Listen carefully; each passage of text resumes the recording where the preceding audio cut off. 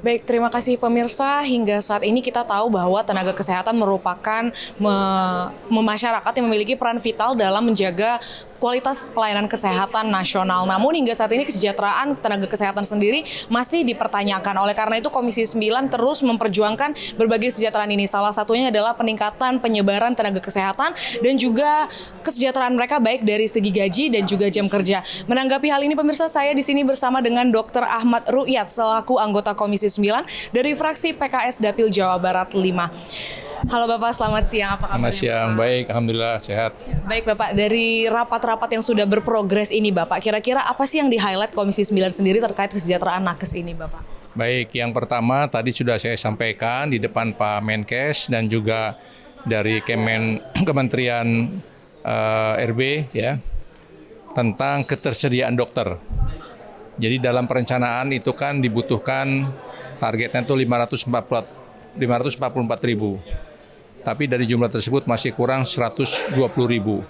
Oleh karena itu Kementerian Pan-RB harus membuat suatu strategi ya agar tersedia.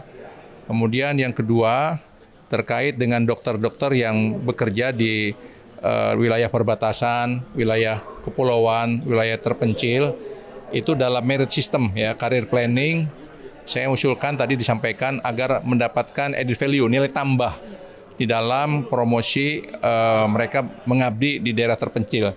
Sehingga jangan sampai para dokter dia lebih suka kerja di perkotaan. Kemudian yang ketiga terkait dengan kesejahteraan, telah kami sampaikan juga di forum, agar ada standar minimum kesejahteraan ASN bagi para tenaga medis. Dengan kejadian kemarin dokter yang internship ya, ada yang meninggal sampai berapa orang tuh? 3 orang ya dalam waktu yang sangat singkat, menunjukkan beratnya beban ya mereka, sehingga harus ada peningkatan penyesuaian kesejahteraan. Karena terus terang dengan mereka harus melayani pasien yang harus standby, memerlukan suatu katakanlah ketersediaan insentif yang selama ini masih di angka yang sangat kecil. Kemudian yang keempat, tadi kami juga menyampaikan bahwa para dokter ini kan harus bekerja secara profesional, ya, baik tenaga spesialis, dokter umum, dan kami menemukan ya, bahwa di puskesmas banyak beban tenaga medis yang bersifat administratif. Oleh karena itu Kemenpan RB harus punya suatu strategi agar jangan sampai para tenaga medis ini disibukkan pada tugas-tugas administrasi, laporan-laporan, sehingga mengurangi layanan kesehatan kepada pasien ya, warga yang datang ke puskesmas. Apakah nanti ke depannya DPR juga akan meminta langkah konkret, misalnya membuat regulasi baru terkait jam kerja dan juga tadi biaya gaji dan insentifnya, apa gimana Bapak ke depannya kira-kira? Ya, regulasinya sudah lengkap ya, tinggal masalah tindak lanjut saja dari kementerian-kementerian terkait, baik Kementerian Kemenpan RB, baik Kemendagri ya. Kami sayangkan juga tadi Kemendagri tidak hadir menterinya ya. Karena di dalam tata tertib setidaknya yang hadir itu setara eselon 1 yang bisa ngambil keputusan. Ya, tadi yang hadir eselon 2 ya, direktur ya. Sehingga tadi akhirnya dari Kemendagri tidak bisa mengikuti karena tidak bisa mengambil keputusan. Ya, demikian pula dari Kemenkes. Jadi saya lihat poinnya pada tindak lanjut dan juga pada ketersediaan keuangan negara ya. Dan tadi juga sebenarnya ada usulan agar Kementerian Keuangan juga turut hadir ya, agar informasinya didengar langsung seperti itu.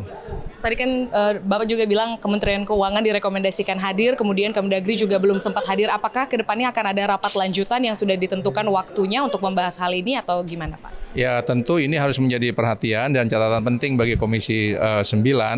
Ya, meskipun ini di Banggar juga sempat saya suarakan juga ya, agar dari Kementerian Keuangan ada suatu kebijakan yang memang proporsional ya, seperti terus terang saya kemarin di Banggar menyoroti anggaran alokon ya di Kementerian Kependudukan dan Pembangunan Keluarga yang 0 ya, padahal ini sangat penting karena dengan anggaran 0 ini kan akan nanti banyak ya, mungkin ibu hamil yang tak direncanakan, yang tak diinginkan karena alat-alat kontrasepsi dan sebelumnya kekurangan.